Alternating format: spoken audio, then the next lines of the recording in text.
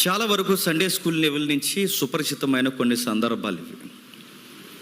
ఎంతో కొంత మనకు పరిచయమైన సందర్భాలు భక్తుల గాథల్లో, అనేకమైన పుస్తకాల పరంపరలో అనేక మంది లిఖించే గాథలు.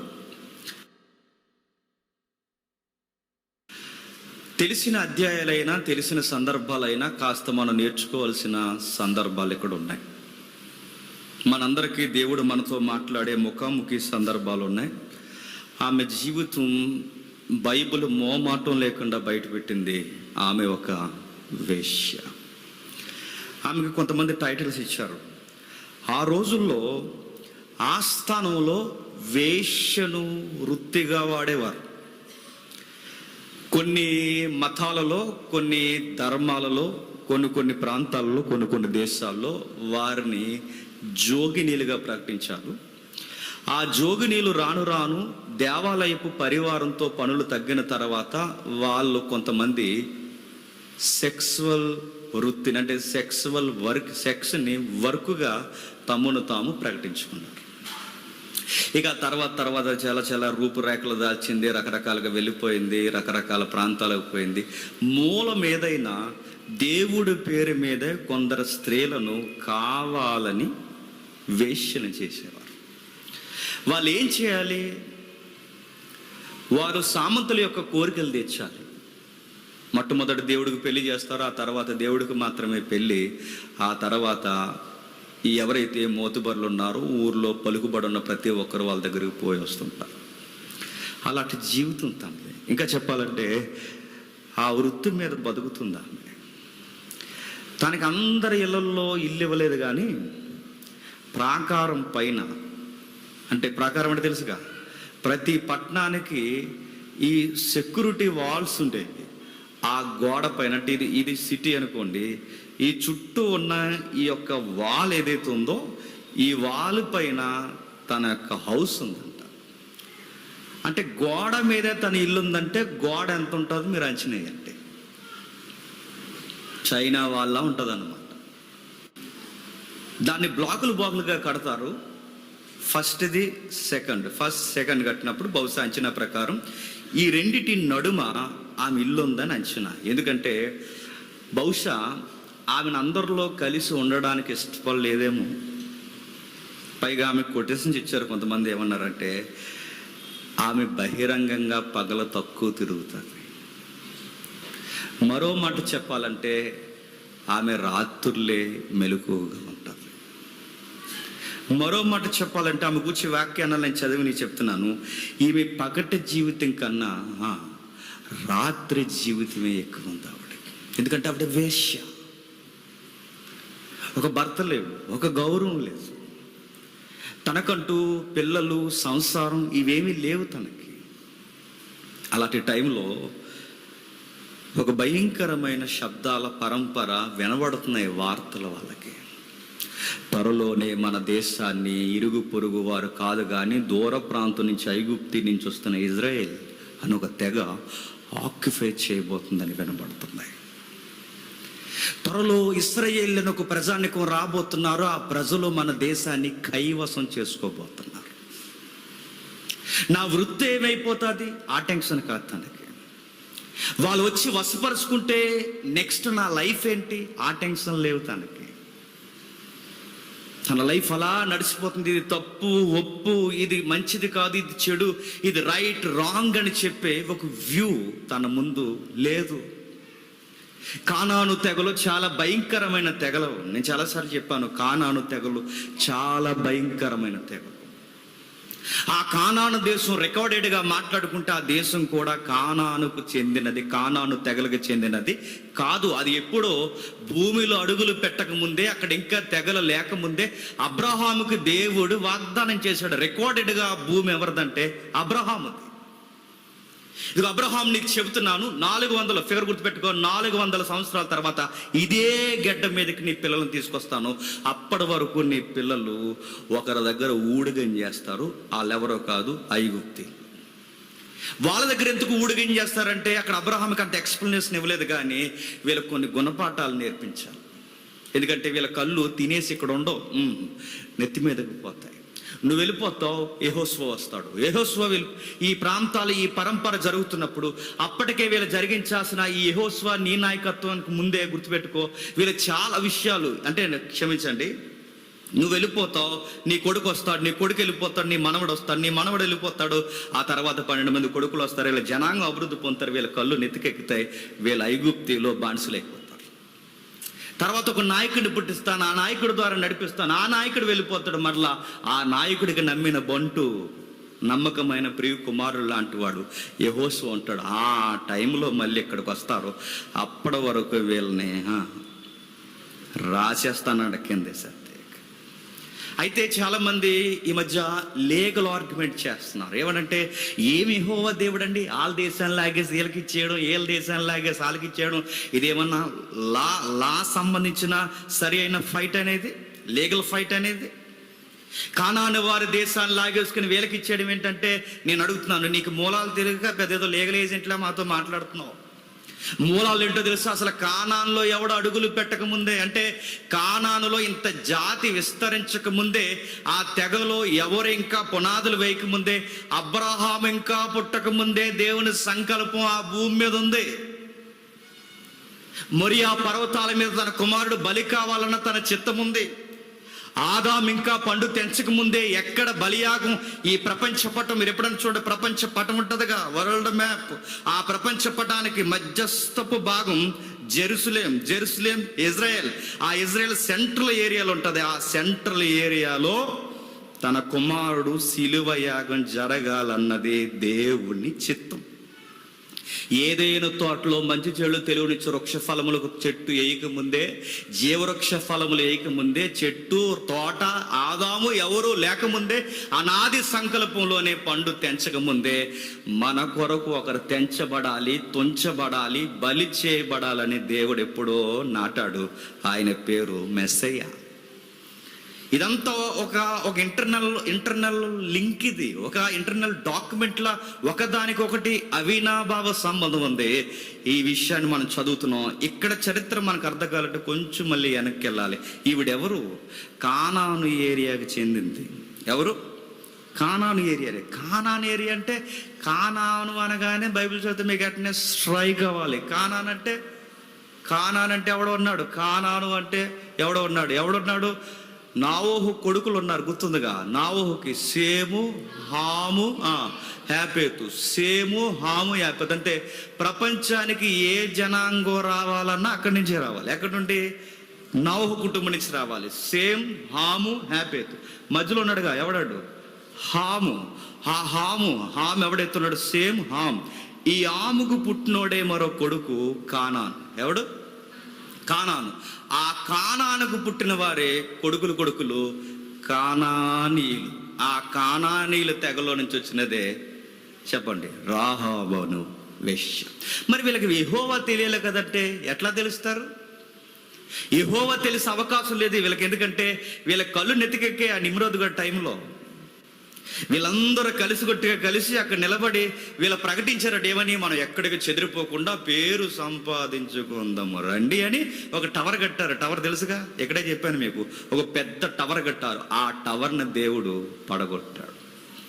ఆ టవర్ని ఎప్పుడైతే పడగొట్టాడో భాషలు ఎప్పుడు మారిపోయాయి? ప్రజలు చెదిరిపోయారు. ప్రజలు ఎలా చెదిరిపోతారు? ప్రజలు ఎక్కడికైనా చెదిరిపోవాలంటే నీటి అద్దడి, నీటి మడుగులు, నీటి పారుదల, సారవంతమైన నేల ఎక్కడుంటే అక్కడ చెదిరిపోతారు. అందుకే మీరు బైబిల్లో ఆదికాండం 10వ అధ్యాయం చదివితే సముద్ర మట్టాల గుండా చెదిరిపోయారట, నదీ ప్రాంతాల గుండా చెదిరిపోయారట, కొండ ప్రాంతాల గుండా చెదిరిపోయారట. ఎందుకట? ఆ ప్రాంతాలకైతేనే మనుషులకి చెప్పండి మనుగడ ఉంటాదంట. ఇది ఎస్టర్ కూడా చెప్తుంది. రాజమండ్రి ఎక్కడే ఎందుకు బాగా డెవలప్ అయింది? గోదావరి ఉంది కనుక. నా మాట అర్థమవుతుందా? మీరు ఎక్కడ నీటిపారుదల ఉంటే అక్కడ డెవలప్మెంట్ ఉంటుంది. మీరు చూడండి, ఎక్కడ నీటిపారుదల ఉండదో అక్కడ డెవలప్మెంట్ తక్కువ ఉంటుంది. మీరు ఏదో ఒక జీవనది ఉండాలి, మురుక్కలమైనా పారాలి, అక్కడ ఏదో ఒకటి పారాలి, ఏదో ఒకటి ఉంటేనే, ఏదో ఒక నది ఉంటేనే ఎంతో కొంత అభివృద్ధి ఉంటుంది. అందుకే ప్రాంత ప్రజలు నావోహు తర్వాత చెదిరిపోయారు. నావోహు కుటుంబానికి, సేముకి, హాముకి, ఆ తర్వాత మనకి ఎవరు? ఆ సంతానంలో వచ్చిన వాడే అబ్రహాం వరకు సంతానం వస్తారు. అబ్రహాము వరకు సొసైటీ ఎలా ఉందంటే, రెఫరెన్స్గా నావోహు వెళ్ళిపోయిన తర్వాత నావో కొడుకులు కూడా తర్వాత కుదురులేని పనులు చేశారు మనకు తెలుసు. ఆ చిన్నోడు పెద్దోడు కలిసి వాళ్ళ నాన్న చూడడం, తర్వాత ఎక్స్ట్రీమ్, ఆ తర్వాత అవి శాపాలు, ఆ తర్వాత వీళ్ళు చెదిరిపోవడం, ఆ తర్వాత ఆ ఏరియా ఆ ప్రాంతంలో జనరేషన్ అంతా ఎలా ఉందంటే విగ్రహారాధకులు అయిపోయారు. విగ్రహాలు అంటే దేవుడినే నమ్ముతారు, కాకపోతే ఆ దేవుడు ఎలాగుంటాడంటే చెట్లాగా ఉంటాడని నమ్ముతారు అంతే. దేవుడినే నమ్ముతారు, పొట్టలాగా ఉంటాడు. దేవుడినే నమ్ముతారు, సూర్యుడిలా ఉంటాడు. దేవుడు ఎలా ఉంటాడంటే సూర్యుడు దేవుడు, పుట్ట దేవుడు, కొండ దేవుడు. అలా దేవుణ్ణి మొక్కుతున్నారు. అబ్రహాం గారి ఫ్యామిలీ మొత్తం ఇలా విగ్రహాలను మొక్కుతుంది. అలాంటి టైంలో దేవుడు అబ్రహాంని ఎంపిక చేసుకున్నాడు. ఆ అబ్రహాంని ఎంపిక చేసుకుని అక్కడి నుంచి వాగ్దానాలు ఇచ్చాడంటే ఈ అబ్రహాం సైడ్ నుంచి మనకి కాస్తంత భక్తి కనబడుతుంది, కానీ అబ్రహాంకు కాకుండా ఏరే తెగలు విడిపోయాయి. ఈ తెగలలో భక్తి లేదు, దేవుడంటే భయం ఉంది, కానీ ఆ సత్యదేవుడు నిజ దేవుడు ఎవరో వాళ్ళకి తెలియదు. దేవుడేంటో సరిగ్గా తెలియకపోతే మనుషులు బతుకులు నిర్ణయాలు ఎలా ఉంటాయి చెప్పండి? రాడికల్గా ఉంటాయి. ఎలా ఉంటాయో ఉదాహరణ చెప్తాను. చాలా మంది లీగల్ ఫైట్ చేస్తున్నారు కదండి. వాళ్ళ భూములు లాక్కుని వీళ్ళకి ఎందుకు ఇచ్చేసాడంటే కొంచెం వినండి, ఎందుకంటే మంచి అవుట్లైన్స్ విందాం. ఎందుకు దేవుడు వాళ్ళకి మొట్టికాయల మీద మొట్టికాయలు వేసి లాగేస్తా అన్నాడంటే ఆ భూభాగానికి గొప్ప పేరుంది, అది సారవంతమైన నేల. సారవంతమైన నేలలో కానాను తెగలు ఏం చేస్తున్నారండి? ఈ మాట నేను అనకూడదు, ఏం చేస్తున్నారు తెలుసా? స్త్రీలతో స్త్రీలు, పురుషులతో పురుషులు, ఇంకా ఎక్స్ట్రీమ్ ఏంటో తెలుసా, జంతువులతో కూడా పోతున్నారు. అందుకే కొన్ని ఆజ్ఞలు కనబడితే మోసే లా రాసినప్పుడు 5 పుస్తకాలు రాసినప్పుడు కొన్ని మాటలు రాస్తాడు. ఎవరైనాను దిగంబరత్వంతో జంతువు ఎదుట నిలబడకూడదు, జాగ్రత్త. కానాన్లోకి వెళ్ళినప్పుడు ఆ పనులు చేయకండి, ఎందుకంటే ఆల్రెడీ అక్కడ కల్చర్ నడుస్తుంది. స్త్రీలతో స్త్రీలు, పురుషులతో పురుషులు. ఇంకా చెప్తాడు పచ్చబొట్లు, సోదె, చెత్త, చెదారం, చచ్చిపోయిన వాళ్ళు పేర్లు పెట్టి పిలవడం, సునీల్ అలాంటి పిలవకూడదు. ఆ రోజులు వద్దన్నాడు. అక్కడ ఉంటుంది చూడండి లేవికాండం అంతా. ఇలాంటి సోది చెప్పి కానీ ప్రసంగాలు చెప్పి కానీ ఎవడైనా ఇలాంటి పిలిచావో దేశంలో ఉండడానికి వీల్లేదు, మీకు ముందే చెప్తున్నాను. ఇలాంటివి ఎంకరేజ్ చేయొద్దు. మోజెస్ రాయ్ లా లా లా రాయ్ లా రాశాడు, ఇలాంటి వారు ఉండకూడదు. ఆ రోజు పచ్చబొట్లు, ఈరోజు టాటూస్ ఉండడానికి వీల్లేదు. మోసేకి అడుగడిగిన చెప్పాడు, రాశాడు. పైగా వాళ్ళు ఇంకా ఏం చేస్తారు? బలిసి కళ్ళు నెత్తికెక్కిపోయి ఆ కానాను తెగలు ఏం చేస్తారు తెలుసా? జంతువులతో పోతారు. జంతువులతో పోతే వెచ్చలవిడి శృంగారం, రోగాలు తెచ్చి మానవ జాతిని ఏం చేస్తారు చెప్పండి? అంతం చేసి పడేస్తుంది. ప్రపంచం ఒక అవయవం అయితే, ప్రపంచం ఒక దేహం అయితే, ఆ దేహానికి ఒక భాగం ఒక అవయవం అయితే, ఆ అవయవానికి రోగం వస్తే మొత్తం దేనికి వస్తుంది చెప్పండి? దేహానికి వస్తుంది. అలాంటి టైంలో దేవుడు వాళ్ళని చాలా పనిష్మెంట్, చాలా పాఠాలు నేర్పించడానికి కూడా విన్నా చెప్పరు, వాళ్ళు వినినా మారరు. అలా టైంలో దేవుడు కట్ చేయాలనుకోండి. ఎలా కట్ చేస్తాడు? ఆకాశం నుంచి చెయ్యలాగా వచ్చి కానాను వారిని అందరిని అలా తీసుకెళ్ళి నరకంలో అలా వేసేద్ది అనుకుంటున్నారా? అది 3D ఎఫెక్ట్. అది అలా వేసేద్దా? అలా ఏడు ఇశ్రాయేలును లేపాడు, రండి మీ ద్వారా కానాను వారికి బుద్ధి చెప్తాను, మీ ద్వారా వీళ్ళని పీకేస్తాను. దేవుడు ఎప్పుడు ఎవరో ఒకరిని లేపుతాడు, వాడి ద్వారా వీడిని గుణపరుస్తాడు. వీడిని గుణపరుస్తున్న టైంలో ఈడు ఎక్స్ట్రాలు చేస్తే ఇంకొకరిని లేపి వీడికి మొట్టికాయలు వేస్తాడు. మాట అర్థమవుతుందో లేదు? ఎవడో కూడా ఈ సిస్టమ్ ఉపయోగిస్తాడు ఆయన. అలాగే ఈ కానాను తెగలకు ఇశ్రాయేలు ద్వారా పాఠం చెప్పాలనుకోండి. ఇంకా వాళ్ళు ఏం చేస్తారు?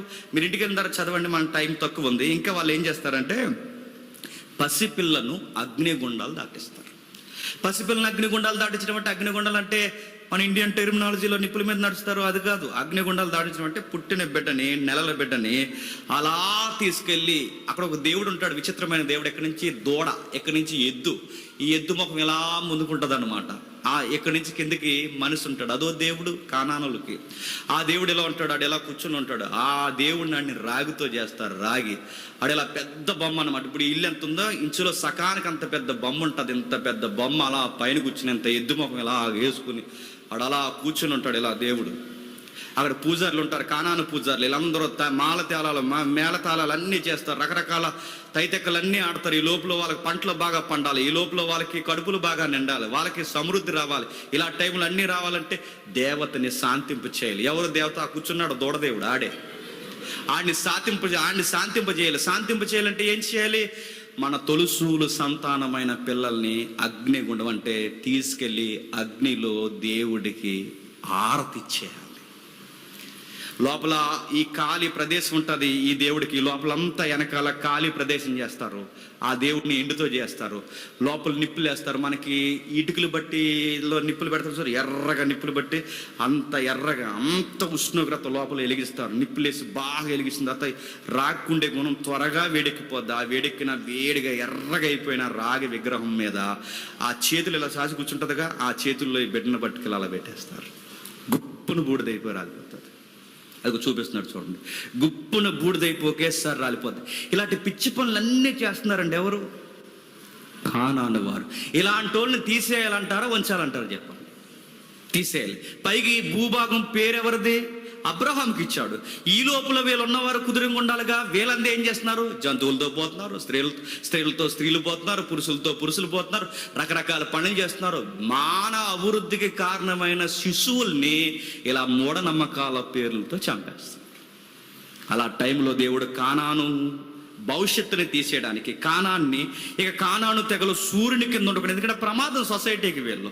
ఇలాంటి వారిక ఈ భూమి కింద ఈ సూర్యుని కింద ఈ భూమిపై ఉండకుండా వీరిని తీసేయడానికి ఇశ్రాయేలీలను ఒక తెగన దేవుడు ఎంపిక చేసి, రండి మీ ద్వారా వాళ్ళ గుణపాఠం చెప్తానని తీసుకుని బయటకు వచ్చాడు. అలా వస్తున్నప్పుడు ఈ సంతానాన్ని గురించి చదువుతున్నాం. ఈవిడి పేరు కూడా కానాను స్త్రీయే. అంటే ఈ కానాను వారు ఎవరో మంచోళ్ళు కాదు, వీళ్ళు అలాంటి విగ్రహాలను ఆరాధిస్తారు. పైగా విగ్రహారాధికురాలు, పైగా ఈమె ఈ తెగకు చెందిన స్త్రీ. రెండవది కానాను తెగ, విగ్రహారాధికురాలు, అన్యురాలు, విగ్రహారాధికురాలు.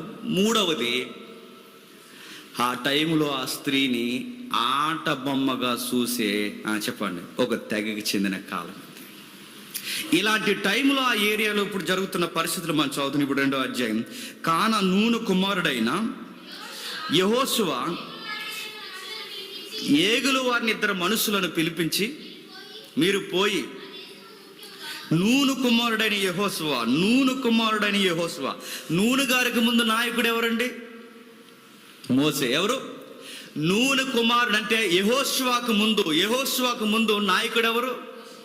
మోసే నాయకత్వంలో ఒక అనుభవం ఉంది. ఎవరికి?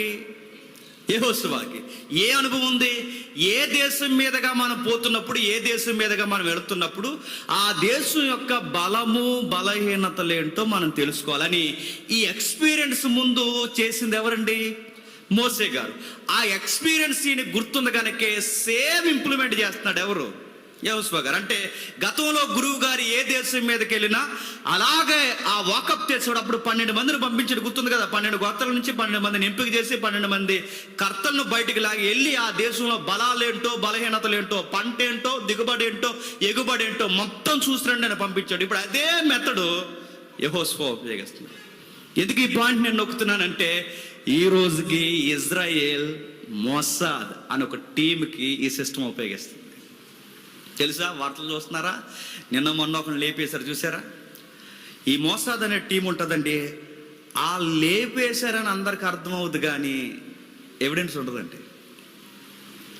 ప్రపంచంలో అత్యధికమైన సీక్రెట్ ఏజెన్సీ ఏదన్నా ఉంది అంటే అమెరికా పేరు చెప్తారు, సిఐఐ. దానికి అమ్మమ్మ లాంటిది ఎవరో తెలుసా?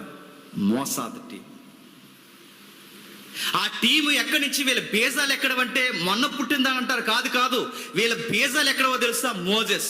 వాళ్ళ తండ్ర వాళ్ళ ఆపరేషన్కి బోర్డు పెడతారు. తండ్ర ఆపరేషన్ అని ఒకటి ఉంటుంది. మరొక ఆపరేషన్ పెడతా మోజెస్ ఆపరేషన్ మోజెస్ అని ఒకటి ఉంటుంది. Operation Moses, operation Jehoshua, operation thunderbolt అంటారు. అంటే ఈ మోసాద్ అనే ఈ టీం వర్క్ ఈ రోజు కొత్తగా వచ్చింది కాదు, ఆ రోజు విచిత్రంగా ఉంటాయండి వాళ్ళ టీం వర్క్లు.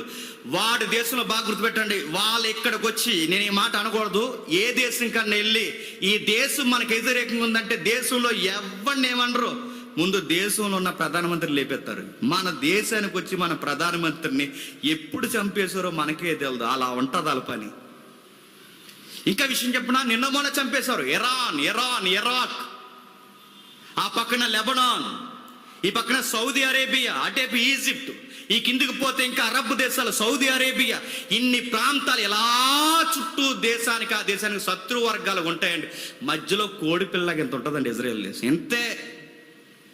ఎంతున్న ఈ దేశం ప్రపంచాన్ని ఫటాఫట్ వాయిస్తారు, ఫటాఫట్. ఎంత ధైర్యం ఇజ్రాయెల్ దేశానికి ఎలా ఉందంటే, ఇజ్రాయెల్ దేశం దగ్గర మోస్తరు టీం వర్క్ ఉంది. ఆ టీంని దాటిపోయేటప్పుడు వాళ్ళు స్కెచ్ చేశారో, ఈ వర్డ్ నేను అనకూడదు, వాళ్ళు స్కెచ్ చేశారో, బొరుదులో ఉన్నోడు కూడా బయటికి లాక్కొచ్చి మళ్ళీ చెప్తున్నారు మక్కలు కొట్టేస్తారు. ఎవడుండో ఆ టీంలో ఎవడు పని చేస్తున్నాడో తెలుసు, అసలు ఆ టీంలో ఉన్నాడని, ఆడు ఇది పని చేస్తున్నాడు ఎవరికి తెలియదు. అసలు ఆడు ఈ టీం మెంబర్ అని ఎవరికి బయటకి ఎక్స్పోజ్ అవ్వదు. రిటైర్ అయిపోయాడు బుక్ రాస్తే కానీ ఆడు అందులో ఆఫీసర్గా పనిచేసిన మనం ఎవరికి తెలియదు. మామూలుగా ఉంటారు అందరూ, ఆడు మనవడు అనుకుంటాం మనం. ఆడు మనవడు కాదు, గుర్తుపెట్టుకోండి. ఆడు ఇజ్రాయేలోడు, గుర్తుపెట్టు. ఆ టీం అన్ని దిక్కులు ఉంటుందండి.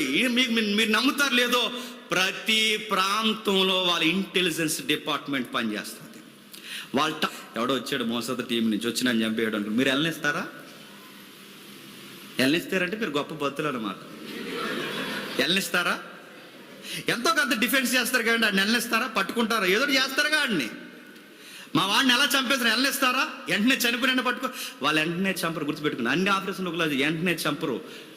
రోజు రోజుకి రోజు రోజుకి రోజు రోజుకి రోజు రోజుకి అంటే ఒకే రోజు చావరు. రోజు రోజుకి చచ్చిపోయి ఒక రోజు చచ్చిపోయి ఈ లోపల వీడి చాలా దూరం వెళ్ళిపోతాడు. అంటే ఎలా చంపుతారు? ఈ మధ్య మీరు చదువుతున్నారు లేదా ఆర్టికల్స్, ఇజ్రాయెల్ ఆర్టికల్స్ చదవండి. టూత్పేస్ట్లో విషం పెట్టి చంపేశారంటే. టూత్పేస్ట్లో ఎలా పెట్టారు? పేస్ట్లో పెట్టారు. అన్ని ఎలా చంపాలి? ఒకేసారి చంపకూడదు.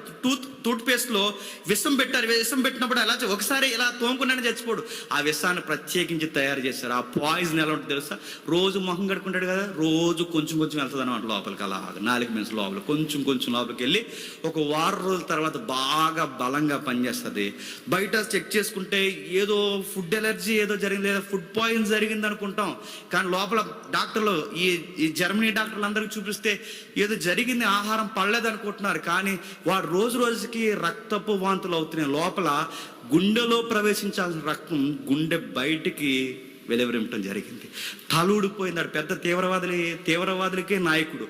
వాడికి పేస్ట్ పెట్టి చివరికి 10 రోజుల 20 రోజుల వ్యవధిలో వాడిని చంపేశారు. అందరికి అర్థం కాదు ఏంటి చెప్పిన, వీడు ఎలా చచ్చిపోయి ఈ రోజుకి కూడా తెలియదు. ఈ రోజుకి డౌట్ ఏంటి చెప్పిన, ఇప్పటికీ పక్కాగా ఆ టీం చంపిందని చెప్పలేరు. నిన్న మొన్న ఇరాక్ అధినేతని ఆమస్ అధినేతలు ఉన్నారుగా, వాళ్ళని చంపేస్తారు. హెలికాప్టర్ మీద వెళ్తున్నాడు, మొన్న చంపేశారు ఒకడిని. వాళ్ళు చంపారని తెలుసు కానీ ఎవిడెన్స్ ఉంటుంది. అలా వెళ్తారు ఏగులు వారు, గుర్తుపెట్టుకోండి. అలాంటి వారిని ఇద్దరిని పంపాడట. ఎవరిని? యెహోషువ ఇద్దరిని. ఆ ఇద్దరు పేర్లు అక్కడ లేవు. పేర్లు రాయలేదు, కావాలనే రాయలేదు. ఇప్పుడు ఉండవు పేర్లు చెప్పండి, అప్పుడు ఉండవు పేర్లు. అందులో ఎవడు పని చేస్తున్నాడు ఎప్పటికీ ఉండవు. వాళ్ళ పేర్లు రాయలేదు. చూడండి, కిందకి చదవండి ఒకసారి. మీరు పోయి ఆ దేశమును ముఖ్యముగా ఎరుకొని చూడని వారితో చెప్పి, వారు వెళ్ళి రాహాబునకు వేశ్య వెంట చేరి. బావని ఎంత ధైర్యం ఉండాలండి! పరుగు దేశంలోకి వెళ్ళి అక్కడ ఏం జరుగుతుందో చూసి రావాలంటే ఎంత ధైర్యం ఉండాలండి! ఎంత ధైర్యం ఉంటే, ఎంత ఫైట్ చేసే గుణం ఉంటే. అందుకే వీళ్ళని 40 సంవత్సరాలు దేవుడు ఎందుకు నడిపించాడు చెప్పిన, నడిసి నడిసి నడిసి నడిసి చెప్పండి ఆరుతేరిపోయి బలమైన రాడ్లాగా తయారవ్వాలనే చెప్పండి. 40 సంవత్సరాలు నడిపింది. ఎందుకంటే ఇలా కట్టెలు తిప్పడం రాదు, సుత్తులు తిప్పడం రాదు. వచ్చేళ్ళకి వీళ్ళకి ఏమీ రాదు. వీళ్ళకి ఏమని వచ్చంటే 4 ఇటుకలు చేసాం, 10 ఇటుకలు చేసాం, సాయంత్రానికి ఏం కూర ఉండేవంటే ఉల్లిపాయ ఎగిరని చెప్పేవారు ఇంటికాడ, ఎక్కడ ఐగుప్తిలో. వీళ్ళకి ఏమి రాదు. ఇప్పుడు సడన్గా వెళ్ళిన వెంటనే ఇప్పుడు కానాను భూభాగంలోకి వెళ్ళిపోతే అవతల నుంచి ఆ ఎరుకోక రాజు కత్తేసుకొచ్చేస్తారు. ఇప్పుడు ఆడితో ఫైట్ చేయగలరా? అందుకే 40 సంవత్సరాలు కావాలని యుద్ధ నైపుణ్యం లేని వీళ్ళకి యుద్ధ నైపుణ్యాలు ఏంటో నేర్పించడానికి అన్ని దేశాలని టచ్ చేసి తీసుకెళ్ళాడు. నిజానికి 40 రోజుల్లో వెళ్ళిపోయే టూర్ని ఎన్ని సంవత్సరాలు నడిపించాడు చెప్పండి? 40 రోజులు కాదు, 40 సంవత్సరాలు నడిపించాడు. ఎందుకంటే వాళ్ళకి యుద్ధ నైపుణ్యం తెలియాలి. రేపు పొద్దున్న ఆ ఏరియాలో ఉండాలి అంటే చుట్టూ గెద్దల్లాగా ఉంటాయి దేశాలు. గెద్దలు ఇప్పుడు చూడండి, చిన్న కోడిపిల్ల ఉంటుంది ఇజ్రాయెల్ దేశం. అలాంటి దేశంలో మీరు బతకాలి అంటే చుట్టూ మీకు ఎంత ఫైట్ చేయాలి. అందుకే వాళ్ళు చాలా ధైర్యంగా వెళ్తున్నారు. 2 వెళ్ళారు. ఆ 2 వెళ్ళిన వారి పేర్లు బయటకు రాలేదు. ఎప్పుడు గుర్తుపెట్టుకోండి, పని ఇంపార్టెంటా పేరు ఇంపార్టెంటా చెప్పండి? పని ఇంపార్టెంట్. మనకేంటి చెప్పండి? పేరు ఇంపార్టెంట్. మనం ఏదన్నా పని చేసామనుకోండి, ఆ పనికి 70 సార్లు నేనే నేనే చేశాను, నేనే అది చేసింది నేను లేక కానీ నేను ఉండక కానీ ఇన్ని బిల్డప్ కబుర్లు సోదు కబుర్లు అండి. నేను ఏదన్నా పేరు పేరు పేరు పని ముఖ్యం, పేరు కాదు. పని బాగా చేసేవాడు పేరు చెప్పడు, బాగా ఉన్నాడు. పేరు చెప్పేవాడు పని చేయడు, ఇదే గుర్తు. పని చేసేవాడు పేరు కోరడు, పేరు చెప్పేవాడు పని చేయడు. వీళ్ళ పేరు కోరే మనుషులు కాదు, పని జరగాలి. పేరు బయటికి రాలేదు, దేవుడు కూడా చెప్పడానికి ఇష్టపడలేదు. అతని పేరుని, వాళ్ళిద్దరి పేర్లు ఎక్కడా బయట చెప్పలేదు. వాళ్ళ ప్రముఖులు ఎంత ఇంపార్టెంట్ వర్క్ అండి. ఏమన్నా ఇన్ఫర్మేషన్ తేడాగా తెస్తే దేశమే కాదు మొత్తం ఇజ్రాయేల్ తెగేమవుద్ది, భూమి కింద లేకుండా ఎగిరిపోద్ది. అలాంటి ఇంపార్టెంట్ వర్క్కి వీళ్ళు వెళ్ళారంటే ఎంత బాగా ఎంత ఖచ్చితత్వంతో చేశారు. అలాంటి పేర్లు దేవుడు రాశాడా? రాయలేదు. వెళ్ళారు, కావాల్సిన పని అవగొట్టుకుని వచ్చారు. ఇప్పుడు మరలా రాస్తున్నాడు అదే మొదలువచనం. ఆ ఇద్దరు మనుషులను పిలిపించి, మీరు పోయి ఆ దేశమును ముఖ్యముగా ఎరుకోను చూడడని వారు వెళ్ళి రాహాబను ఒక వేశ్య వెంట చేరి. మళ్ళీ నోట్ చేయండి. ఇంపార్టెంట్ వర్క్ వెళ్ళిన వారి పేర్లేమో రాయలేదు, కానీ ఈవిడ పేరు మాత్రం రాస్తున్నాడు. ఎవరి పేరండి? పైగా రాహాబని రాస్తే బాగుండు. ఏమని రాస్తున్నాడు చెప్పండి? వేశ్య అని రాస్తున్నాడు. రాహాబని రాసే పేరుకి వేశ్య అని ఎందుకు తగిలించాడు? తన లైఫ్ ఎలా ఉందో సొసైటీలో మనకు చూపించడానికి రాశారు. ఆ టైంలో వాళ్ళ విగ్రహారాధికులు, ఆ టైంలో ఆమె గుర్తింపు లేదు, ఆ టైంలో కానాను తెగ చెందిన, ఆ టైంలో ఆమెకు గౌరవమే లేదు. ఆమె పగలంత బహిరంగంగా తిరగలేదు. ఆమె పగలు జీవించేది తక్కువ, రాత్రులు జీవించేది ఎక్కువ. అందుకే ఆ టైంలో తన పేరెందుకు దేవుడు లేపుతున్నాడు తెలుసా? తనకు ఆ పేరుకి అసలు గౌరవమే లేదు. చరిత్రలో దేవుడు తనకి గౌరవం ఇవ్వాలనుకున్నాడు. చరిత్రలో దేవుడు తనకి గౌరవ మర్యాదలు, ఇదిగో ఒక పెద్ద పీట, ఒక వేశ్య కొరకు దేవుడు యెహోషువ గ్రంథంలో ఒక అధ్యాయమే రాయించాడంటే నేర్చుకోవలసిన పాఠాలు ఏవో ఉన్నాయి ఆమె జీవితం. ఒకటి కాదు, ఒక అధ్యాయంలో కొన్ని వచనాలు రాశాడు. బలమైన మాటలు తన చుట్టూ చొప్పిస్తున్నాడు. ఇదిగో వాళ్ళ పేర్లు రాయలేదు, ఈవిడి పేరు ఎందుకు రాస్తున్నాడు? పేరు లేదా ఊర్లో ఆమెకి, గౌరవం లేదా ఊర్లో ఆమెకి, గుర్తింపు లేదా ఊర్లో ఆమెకి. గుర్తింపు లేని, పేరు లేని ఆమె ఇంటికి దైవ చిత్త ప్రకారమే ఇద్దరు మనుషులు వెళ్ళారు. ఆ రోజులు అనేవారట, బహుశా ఆ ఇంటికి ఎందుకు వెళ్ళారంటే, బహుశా చాలా మంది అనుకుంటారు, బహుశా ఆ ఇంటికి ఎందుకు వెళ్ళారంటే ఆ రోజుల్లో ఆమె వేశ్యవృత్తే కాదు, కాస్తంత చెప్పండి భోజనం వాటిలో కూడా నడిపేదని టాకు కొన్ని వివరణలో. అందుకే ఎక్కడికి వెళ్ళినా డౌట్ వస్తుంది. ఆమె ఇంటికి వెళ్తే ఒకవేళ చూసిన ఏమనుకుంటారు? ఎవరో వచ్చారు, భోజనాలకు వచ్చారు అనుకుంటారు. ఎవరో వచ్చారు, ఇంకా విటుడు అనుకుంటారు, ఏదో ఒకటి అనుకుంటారు. ఇలాంటి వ్యూ అనుకుంటారని బహుశా వెళ్ళి ఉంటారు. కానీ ఆల్ ఇంటెలిజెంట్ డిపార్ట్మెంట్ కూడా గట్టిగానే పనిచేస్తుంది. ఎవరిది? ఎరుగోళ్ళది. ఎవడో కొత్త వాళ్ళు వచ్చారు, అబ్బాయి ఏగులు వారట, మన ఇన్ఫర్మేషన్ పట్టుకెళ్ళి మన దేశాన్ని ఎలాగైనా సరే పట్టేయాలని చూస్తున్నారు. ఆ కొత్త వాళ్ళు ఎవరో కాదు, పేర్లతో సహా, అంటే దేశం పేరుతో సహా చెప్తున్నారు. వాళ్ళు ఎవరో కాదు, ఇశ్రాయేలుకి తెగ చెందిన వారని అంచనా వేసేసారు. వచ్చారు, ఆవిడ దగ్గరకు వచ్చి మాట్లాడుతున్నారు. 2వ వచనంలో ఎవరు మాట్లాడుతున్నారు చూడండి. 2వ వచనం, దేశమును ఏగు చూసుటకు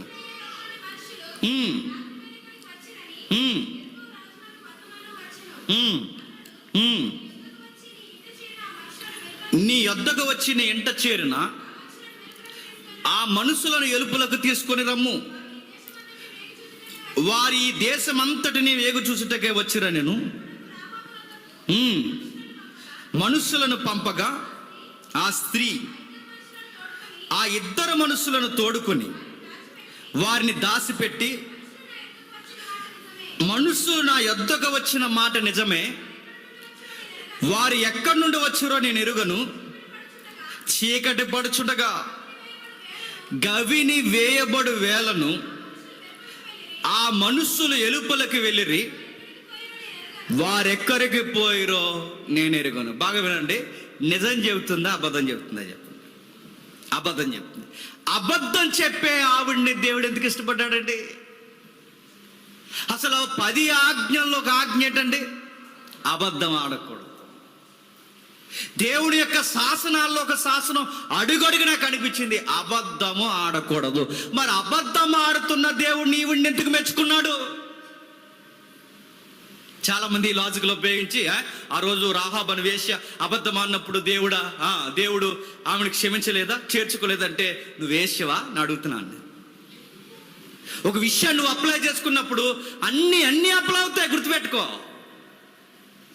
నేను అడుగుతున్నాను, ఆమె అబద్ధం ఆడింది కనుక నేను అబద్ధం ఆడతానంటే నీ మీదకి ఏ రాజు వచ్చాడు దండయాత్రకి?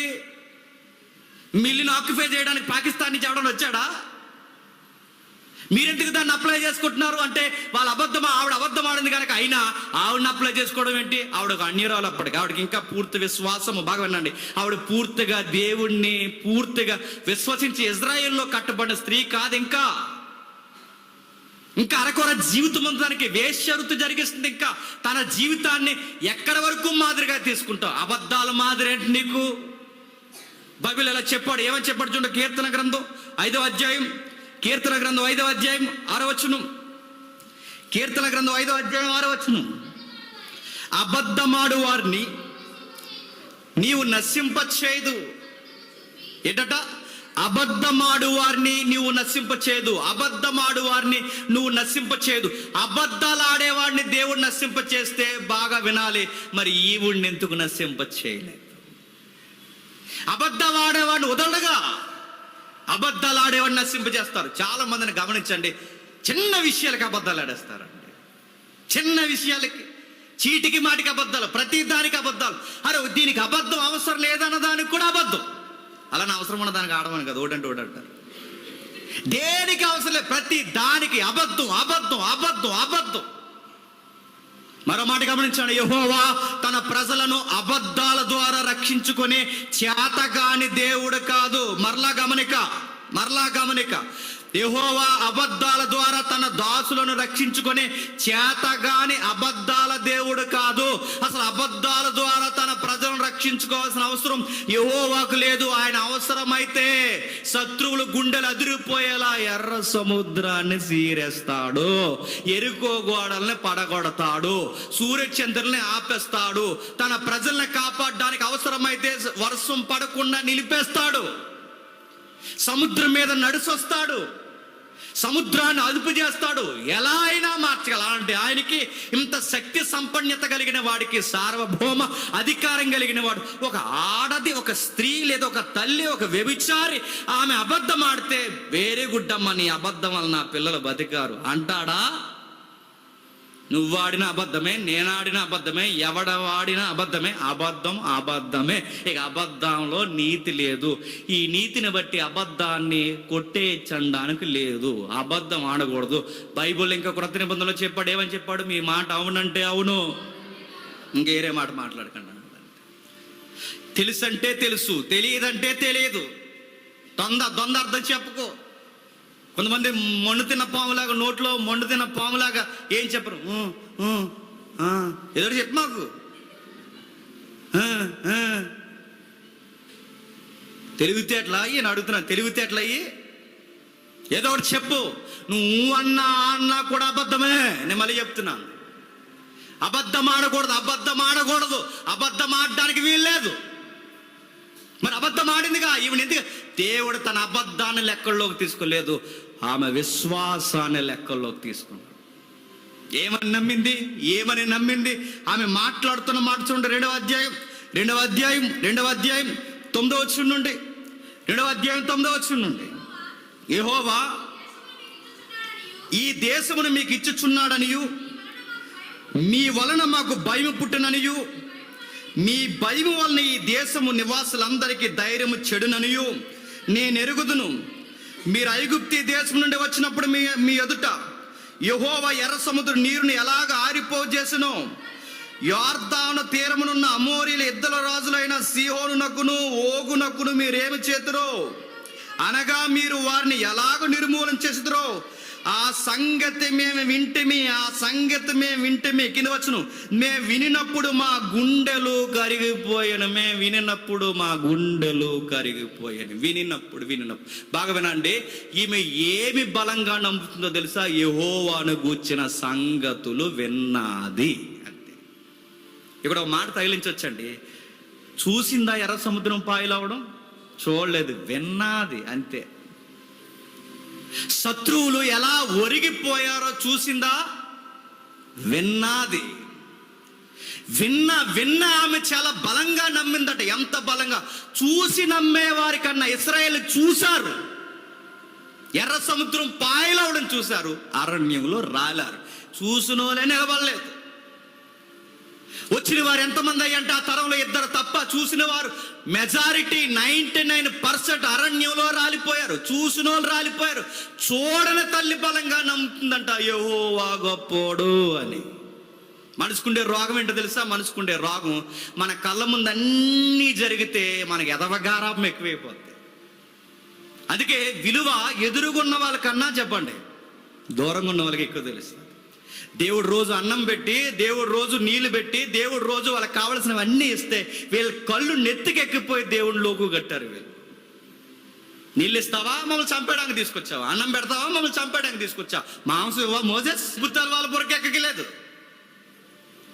ఎవడైతే ఉన్నాడో ఓగు మాగోగు ఎవడైతే ఉన్నాడో వాళ్ళు ఎలాంటి రాజులంటే క్రూరులు, మనుషులను భయంకరంగా చంపుతారు. అలాంటి యుద్ధ నైపుణ్యం కలిగిన వారిని సిటికేసినట్టు చంపేశారే మీరు.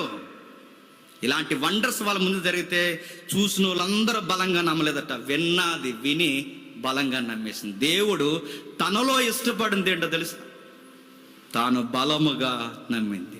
చూసి నమ్మే వారి కన్నా చెప్పండి చూడక నమ్మిన రాహాబు దేవునికి నచ్చింది. విశ్వాసం నచ్చింది. అందుకే బైబిల్ కోట్ చేసింది. మీరు ఎక్కడైనా చూడండి బైబిల్ ఎలా కోట్ చేసింది తెలుసు? ఇదిగో ఆమె గూర్చి మాట్లాడుతున్నప్పుడు విశ్వాసమును బట్టి రాహాబను వేశ్య. దేవుడికి దేని బట్టి నచ్చింది? విశ్వాసమును బట్టి. ఎవరి పత్రిక 11వ అధ్యాయం. విశ్వాసమును బట్టి రాహాబను వేశ్య. అబద్ధాలను బట్టి కాదు, బాగా లాజిక్ మాట్లాడిందని కాదు, తప్పించిందని కాదు, మంచిగా కవర్ చేసిందని కాదు, తెలివైన పిల్ల అని కాదు. మరి ఎందుకు నచ్చింది? విశ్వాసమును బట్టి. విశ్వాసమును బట్టి అంటే దేవుడు తనలో చూసింది కళ్ళతో చూసిన వారి కన్నా చెవులతో వినిన ఈ విశ్వాసం నాకు నచ్చింది. అందుకే దేవుడు మెచ్చుకున్నాడు, విశ్వాసుల జాబితాలో పెట్టాడు. తాను గూర్చి ఒక అధ్యాయమే ప్రత్యేకించి కేటాయించాడు. దేవుడు ఈ దేశమును మరలా మొదటి పాయింట్ చెప్పి, మొదటి వచనం చెప్పి, ఆ మొదటి మాట మనం ఒకసారి ధ్యానిద్దాం. 2వ అధ్యాయం 9వ వచనం చూడండి. 2వ అధ్యాయం 9వ వచనం.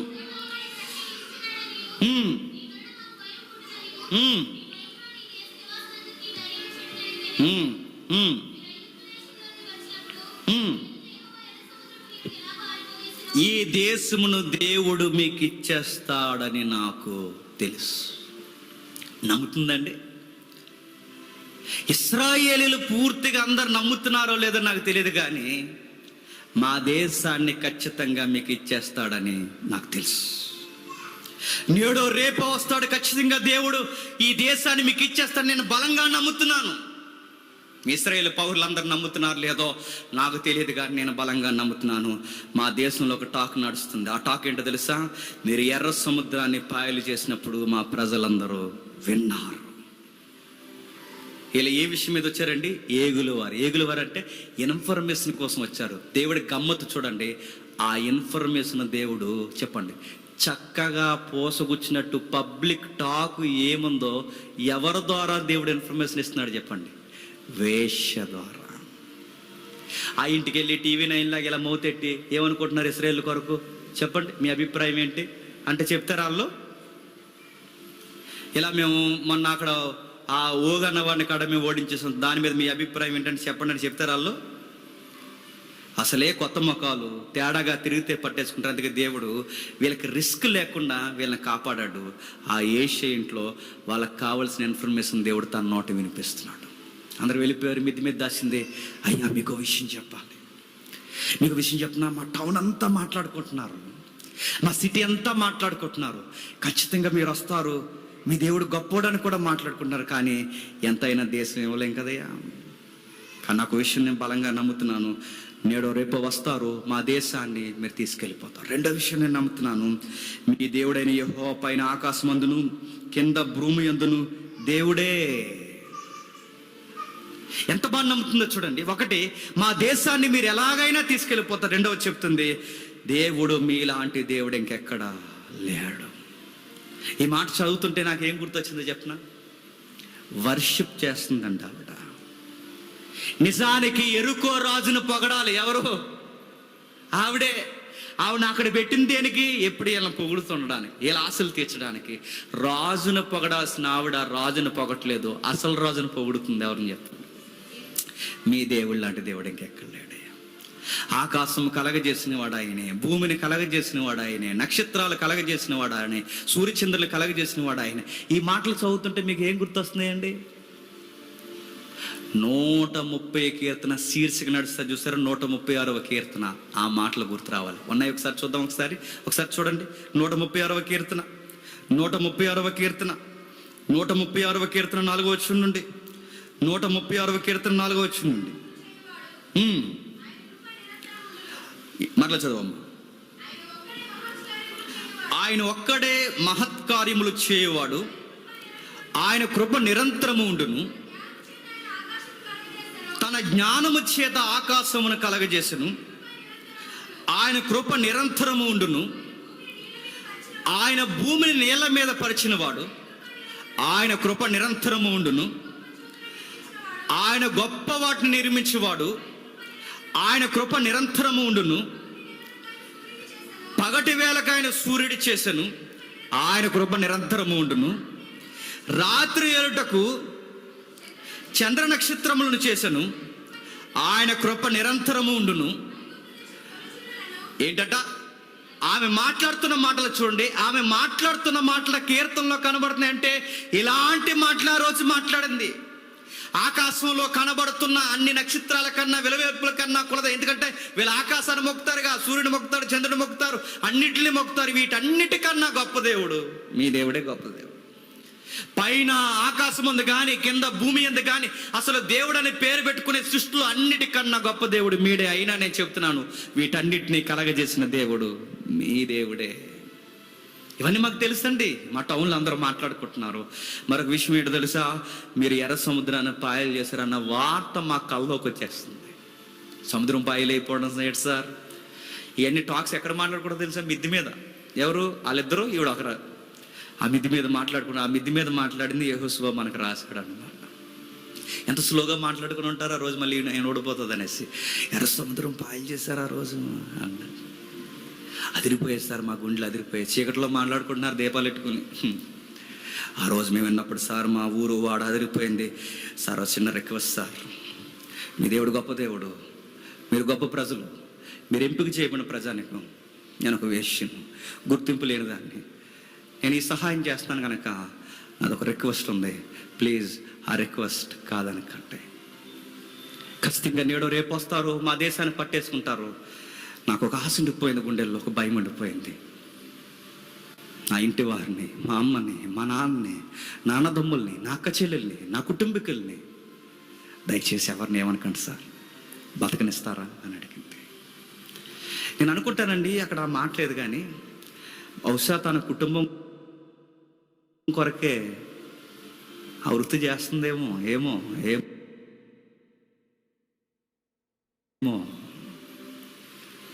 తన కుటుంబం కొరకు కమిట్మెంట్ ఉన్న స్త్రీ అండి ఆమె.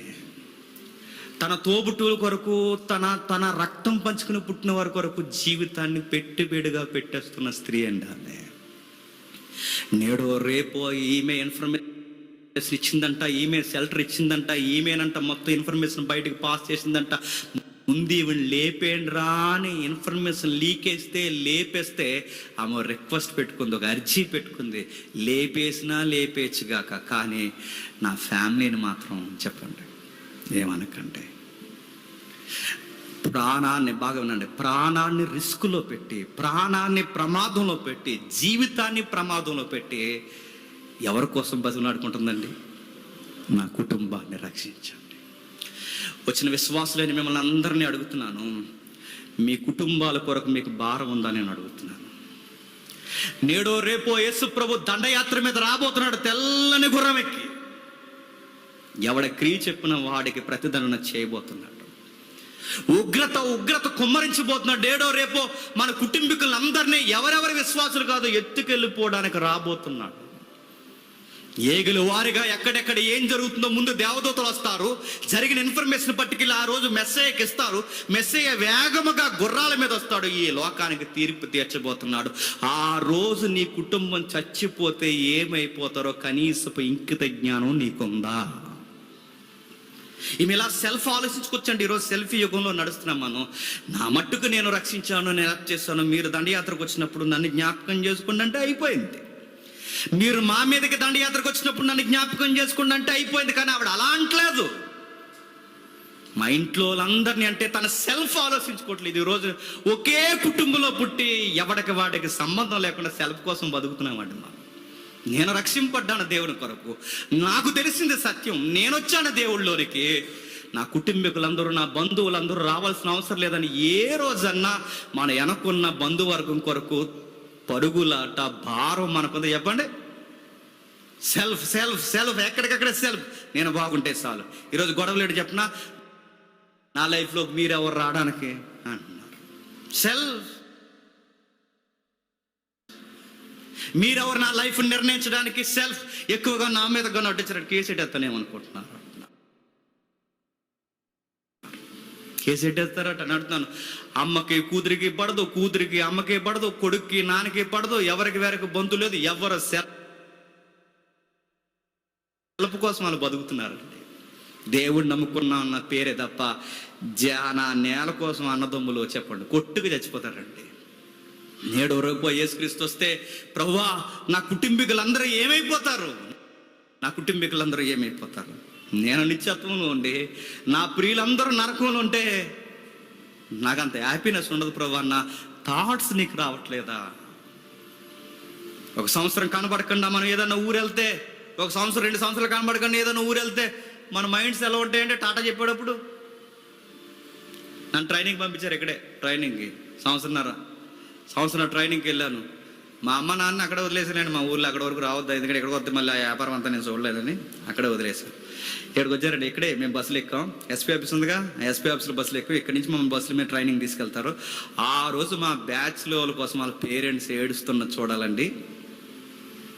టయాన్ని తినరా, టయాన్ని తిను, పచ్చడెట్టానే జాడీలో పచ్చడెట్టానే, బయట తిరగకు ఎక్కువ, ఎండకాడ గ్లూకోజ్ తాగా, జాగ్రత్త నాన్న. ఆ రోజు ఒక ఉంటాడు, పేరు చెప్పాలండి, వాళ్ళ అమ్మకు బాగా ఇష్టం అనుకుంటాడు, కొంగసారి బిడ్డ అనుకుంటున్నాడు. కొంచెం మృదువుగా బతికిన బిడ్డలు ఉంటారు కదండి, ఆడు అలాగే ఉంటాడులేండి చూడడానికి. ఆడు ఫిజిక్ కదండి. వాళ్ళ అమ్మ ఇలా చేయి పెట్టింది, ఇలా పట్టుకున్నాడు. జాగ్రత్త నాన్న, బస్సు కదులుతుంది, జాగ్రత్త నాన్న, జాగ్రత్త నాన్న, జాగ్రత్త నాన్న, జాగ్రత్త. ఆడంతా ఎత్తైన మనిషి కూడా వాళ్ళ అమ్మను అలా వదిలి వెళ్ళిపోతున్నప్పుడు ఆడు ఏడుస్తూ అమ్మా అమ్మా వెళ్తున్నానమ్మా అని ఆడ సీట్లోకి ఆడపిల్ల ముఖం దించేసుకుని అలా ఏడుస్తుంటే మాకు ఏడుపు వచ్చింది. ఎందుకంటే వాళ్ళ అమ్మకి వాడికి ఉన్న బాండింగ్ అది. మీకు మాట నేను చెప్పనా, ఒక సంవత్సరం ట్రైనింగ్కి వెళ్ళడానికి ఎడబాటుకి మనం తట్టుకోలేకపోతున్నామే. రేపు యేసుప్రభు వస్తాడు. మన ప్రియులు మన చేతులు పట్టుకునే ఒకవేళ ఉంటేనే మళ్ళీ చెప్తున్నాను, పునరుద్ధానంలో జరిగితే, లేదు ఇప్పటికిప్పుడే వస్తే ఇలా చేయి వదిలి ఒకసారి వాళ్ళు అలా వెళ్ళిపోతుంటే ఆ సీన్ ఎలా ఉంటుందో ఒకసారి ఊహించుకోండి. ఇది సంవత్సరం తర్వాత మళ్ళీ కలిసే ట్రైనింగ్ కాదండి, మళ్ళీ వాళ్ళ ముఖాలు మనకి కనపడవు. నేడో రేపో మన ఇంట్లో వాళ్ళు చచ్చిపోతే, నేడో రేపో మన ఇంట్లో వాళ్ళు చనిపోతే, వాళ్ళ నిత్యత్వానికి వెళ్ళకపోతే ఏంటి పరిస్థితి చెప్పండి? అగ్నిగుండగానికి ఆహుతి అయిపోతే ఏంటి పరిస్థితి చెప్పండి? నా ప్రియులు, నన్ను కన్నవారు, నా తోబుట్టులు, నాలాగే రక్తం పంచుకు పుట్టినవారు, నా స్వజనులు, నా ప్రాంతంలో, నా ఈదుల వాళ్ళు, నా ప్రజలు, వీళ్ళందరూ ఏమైపోతారు? అని చక్కగా పలకరించే వాళ్ళు వీళ్ళ నరకానికి పోతే ఏమైపోతారు రేపు? ఆ భారం ఉందంట ఆ తల్లికి. ఎవరికి చెప్పండి? రాహాబను వేశ్యకి. వేశ్య అనే పేరే తప్ప ఆ మనసు మాత్రం చెప్పండి చాలా మంచి మనసు అండి. పరిస్థితులు తను అలా తయారు చేశాయో, పరిస్థితులు అలా రావాల్సి వచ్చిందో, ఏం జరిగిందో మనకు తెలియదు, కానీ మంచి మనసున్న అమ్మాయే, మంచిదే. ఎందుకో తన జీవితం కొన్ని మరకలు అలా అంటుకున్నాయి తన జీవితానికి. బాధపడుతుంది. అయ్యా మీకు ప్రమాణం చేస్తున్నాను, మా పేరెంట్స్ని మర్చిపోకండి దయచేసి.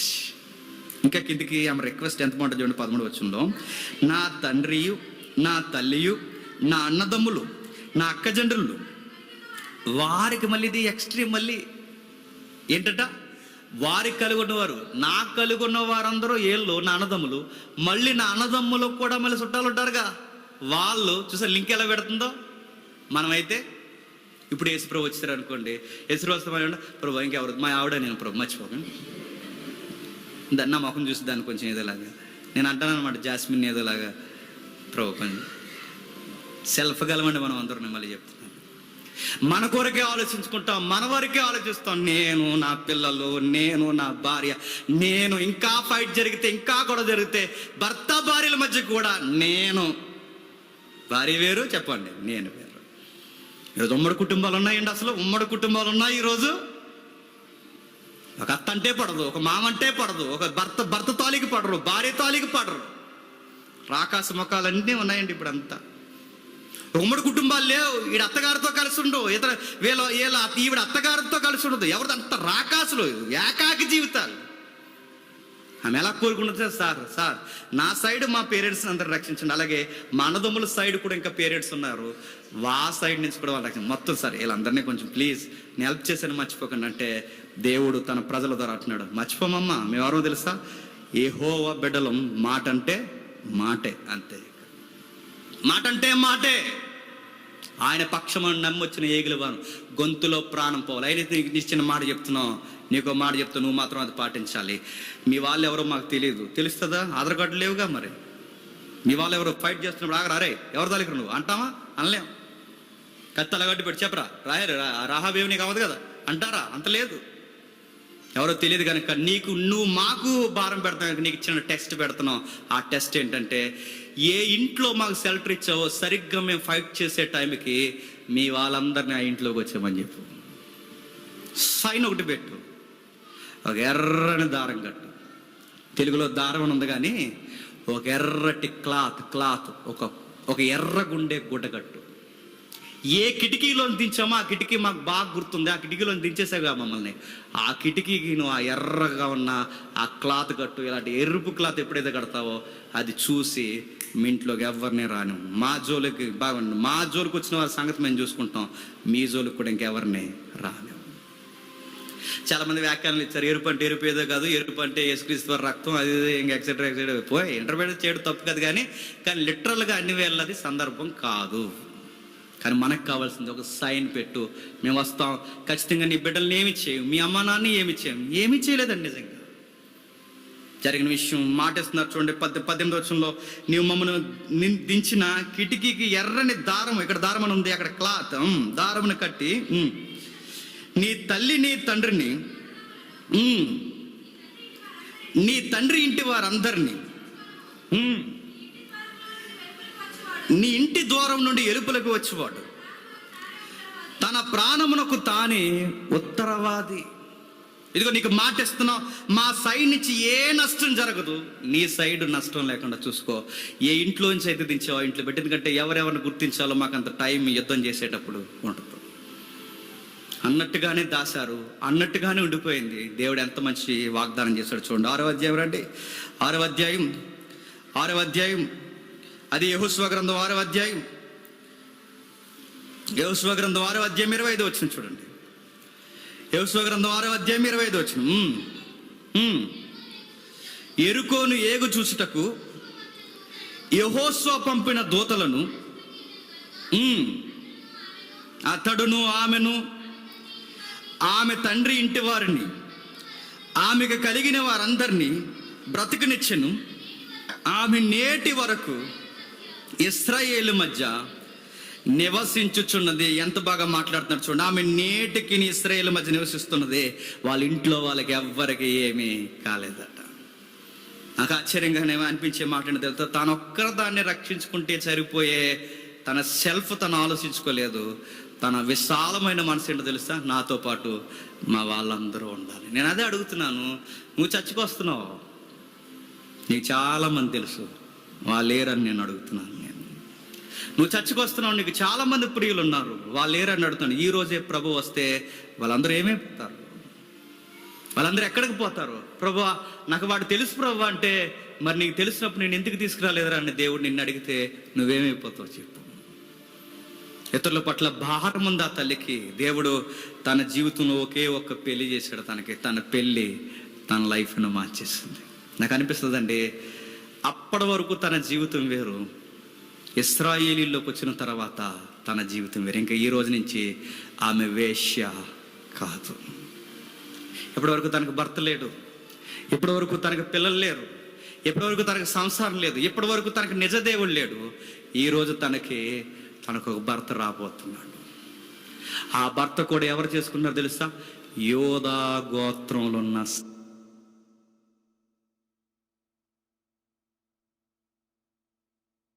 సల్మాను చేసుకోబోతున్నాడు.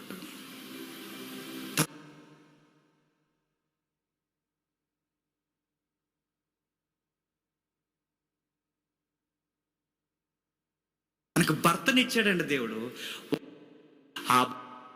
ఇప్పటివరకు తనకు పిల్లలు లేరు, ఇప్పటివరకు తనకు సంసారం లేదు, ఇప్పటివరకు తనకు నిజదేవుడు లేడు. ఈరోజు తనకు ఒక భర్త రాబోతున్నాడు. ఆ భర్త కూడా ఎవరు చేసుకున్నారో తెలుసా? యోధా గోత్రంలో ఉన్న సల్మాను చేసుకోబోతున్నాడు. తనకు భర్తనిచ్చాడండి దేవుడు. ఒక్క మ్యారేజ్ బాగా, ఒకే ఒక్క పెళ్ళి, 1 నైట్లో తన లైఫ్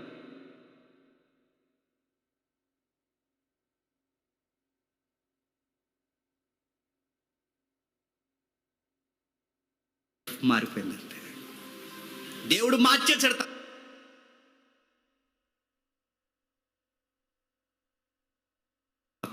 తన జీవితం వేరు. ఇంకా ఈ రోజు నుంచి ఆమె వేశ్య కాదు.